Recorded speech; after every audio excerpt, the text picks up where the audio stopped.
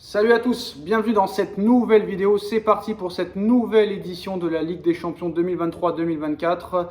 Le Paris Saint-Germain va-t-il se faire encore une fois ridiculiser en huitième de finale? Est-ce que le Paris Saint-Germain est capable de faire pire que les années précédentes en se faisant éliminer dès la phase de poule? Beaucoup d'observateurs nous expliquent que c'est possible, c'est fort possible que le PSG se fasse éliminer dès les poules, vu la qualité que nous montre le Paris Saint-Germain depuis le début de saison. Beaucoup nous expliquent aussi que c'est le groupe de la mort, Borussia Dortmund, Newcastle, Milan AC. Après, il faut un petit peu réfléchir aussi. Le Milan AC fait un début de saison catastrophique. Ils viennent de perdre 5-1 face à l'Inter de Milan. Newcastle a beaucoup de mal en ce début de saison. Paris a beaucoup de mal en ce début de saison. Et le Borussia est peut-être l'équipe qui fait un meilleur début de saison, même si c'est aussi compliqué pour eux quand ils gagnent. Donc maintenant, est-ce que toutes ces histoires, Nono, sont exagérées? Est-ce que le Paris Saint-Germain quand même va passer les poules? Est-ce qu'il y a vraiment grand danger de se faire éliminer dès les poules? Et on va voir aussi la compo probable du Paris Saint-Germain à J-2 du match contre le Borussia Dortmund selon l'équipe. Alors déjà, Nono, première question, est-ce que c'est exagéré de dire que le PSG va se faire éliminer dès les poules? Ou est-ce que c'est fondé? Ou est-ce que c'est vraiment du 50-50, tout peut se passer dans cette poule? Ah bah c'est hyper exagéré, Sacha. T'as Milan qui a pris une dérouillée dans le derby contre l'Inter, ils en ont pris 5. T'as Newcastle qui est en difficulté. T'as Dortmund, bon bah c'est souffreteux, on va dire. Donc ça s'appelle le nivellement des valeurs. Et puis c'est pas du tout le groupe de la mort. Je suis quand même assez confiant. Bon, confiant, je ne sais pas. Maintenant, le football est très compliqué. On a pu encore le voir ce week-end, hein. Très compliqué. À part Manchester City, il n'y a pas réellement d'équipe très forte. Peut-être le Barça aussi qui est pas mal. Mais sinon, tout le monde peut battre tout le monde. Alors, la compo probable. Alors, Randal Colomwani et Gonzalo Ramos sont en balance pour le poste de numéro 9. Mais pas de surprise attendue. Pour le reste, Ugarte et Marquinhos retrouveront leur place dans le 11. Mais pas de Fabian Ruiz attendu au milieu de terrain. Ousmane Dembélé devrait rester à l'aile droite. Vitinha au milieu de terrain, donc Donnarumma dans les buts qui devrait aussi garder sa place. Donc pas vraiment de remise en question, Nono, de Luis Enrique. Donc Donnarumma dans les buts, Marquinhos, Skriniar, Hernandez, Hakimi, Ugarte, Zaïre Emery, Vitinha, Dembélé, Mbappé, Colomwani ou Ramos. Moi franchement ça me plaît pas, Nono, je vais pas te mentir, ça me plaît pas. J'aurais préféré voir Navas à la place de Donnarumma, j'aurais préféré voir Fabian Ruiz à la place de Vitinha, j'aurais préféré voir Colomwani à la place de Ramos, même si c'est possible. Et j'aurais aimé que Dembélé aille faire un petit tour sur le banc pour comprendre que sa place de titulaire n'est pas forcément actée toute la saison. Donc moi, honnêtement, Nono, si c'est cette composition-là qu'on voit mardi soir, ça me plaît pas. Voilà. Ah ben Sacha, il y a des choses qu'on comprend pas. Bon ben on continue avec Donnarumma, donc on va encore se faire des frayeurs. Derrière Skriniar, eh ben, je pensais jamais dire ça, eh ben, je me réveille un petit peu. Il a une lenteur, ce joueur, qui est irrémédiable. Ouais, mais t'as pas le choix, Nono, t'as pas le choix, t'as que Skriniar qui est disponible pour l'instant, donc ça sert à rien de parler, hein. Y a rien d'autre. Oui, je suis d'accord, mais ça va être très grosse difficulté devant des joueurs rapides. Il est toujours en difficulté. Donc quand je pense qu'on a fait un forcing pour ce joueur-là, ben, soit ils n'ont pas été l'observer, ou soit il y a un problème. Il y a un manque de professionnalisme. Quand après, bon, ben Dembélé, ben, c'est le copain de Mbappé, ne te pose pas trop de questions. Hein, le grand patron, c'est pas Enrique, malgré tout, c'est Mbappé. Donc voilà, Dembélé, le copain qui reste. Moi aussi, j'aurais bien pu faire un tour sur le banc. Et puis voilà, quoi. Donc, Alors, Nono, tu t'es encore une fois emballé trop vite, hein.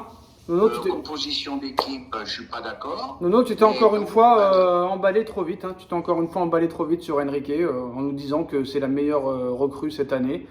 Et comme tous les ans, tu es tombé dans le panneau, comme Pochettino, comme Galtier, comme machin, comme bidule. Et à l'arrivée, tu as cru que la 3e journée, c'était la 34e journée.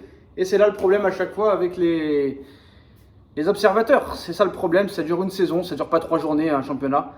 Et moi, j'ai jamais aimé Enrique, de toute façon, que ce soit à la Roma, que ce soit au Celta Vigo, que ce soit avec l'Espagne, hein, quand on fait des live Twitch en tant que sélectionneur, c'est pas terrible.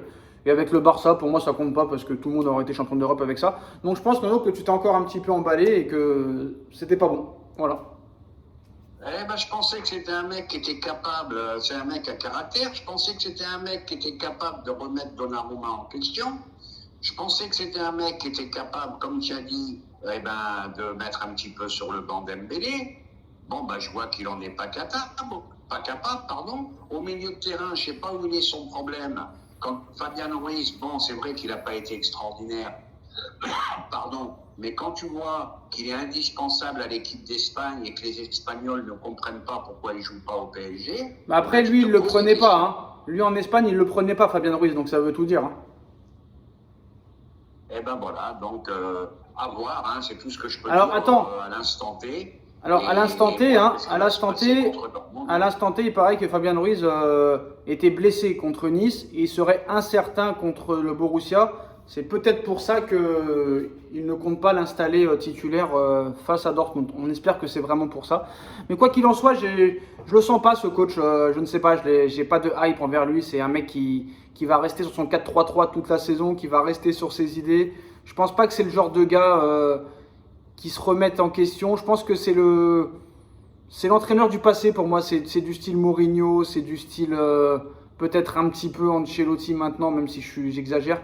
Pour moi, c'est des coachs du passé. Quand je vois par exemple un Roberto Di Zerbi là, à Brighton, ça c'est du lourd, tu vois. Bon, après, peut-être qu'à Paris, ça ne marcherait pas. Mais un truc comme ça, tu vois, du genre la nouveauté. Guardiola, ça reste quand même le top. Mais sinon, l'entraîneur de l'Inter, c'est pas mal aussi, l'entraîneur de l'Inter. Mais je trouve que tous ces coachs-là, maintenant, fait partie du passé. Et Paris ne s'est pas vraiment renouvelé, Nono. En plus, là, on a vu qu'il il lui a dit comme ça, face à face, à Marco Verratti.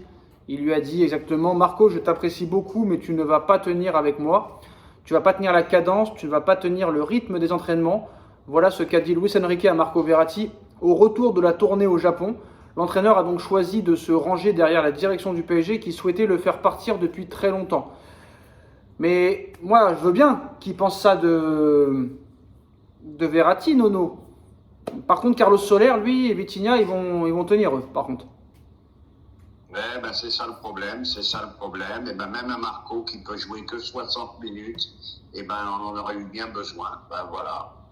Qu'est-ce que tu veux que je te dise d'autre? Le problème de ces entraîneurs espagnols, j'ai vu sa réaction à Enrique qui avait rien à reprocher à ses joueurs contre Nice. Eh ben, imagine-toi Marcelino à l'OM, il dit pareil. Et ça a été, j'ai vu le match, ça a été une purge. Et le mec, il a trouvé le match très bon. Il a dit que c'était un grand match. Je comprends plus ses discours d'après-match. Je sais pas, franchement, moi, je me demande s'il n'y a pas un jeu spécial entre la presse et l'entraîneur, parce que très clairement, je trouve ça bizarre quand même Tout le monde est d'accord pour dire que Donnarumma est moins bon que Navas, on va garder Donnarumma. Tout le monde dit que Vitinha n'a pas sa place au milieu, on laisse Vitinha. Tout le monde dit qu'il faut mettre Kolo Muani à la place de Ramos, on laisse Kolo Muani. Tout le monde dit qu'il faut enlever Dembélé un match ou deux pour le remettre en question, mais non. Donc c'est compliqué, je ne sais pas. Est-ce que maintenant les coachs sont vraiment là pour gagner ou faire un jeu et une petite guerre contre la presse? Je ne sais pas. En tout cas, moi je ne suis pas confiant, Nono. Honnêtement, si c'est vraiment la compo qu'il veut mettre pour mercredi, là pour mardi, est-ce que tu penses que ça va le faire ou ça va être compliqué?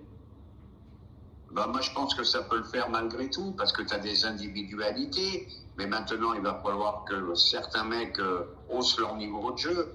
Voilà, c'est tout. Et puis surtout, et tu vas dire que je me répète, voilà, c'est au milieu de terrain que j'ai peur. J'ai très peur au milieu de terrain. Parce que moi, Nono, je vais te dire la vérité. Hein. Tu as battu Lyon 4-1. Mais quand tu vois le début de saison de Lyon et quand tu vois le match qu'ils viennent de faire contre Le Havre, là, catastrophique, tu peux te poser des questions. Je te le dis. Hein. Tu peux te poser des questions.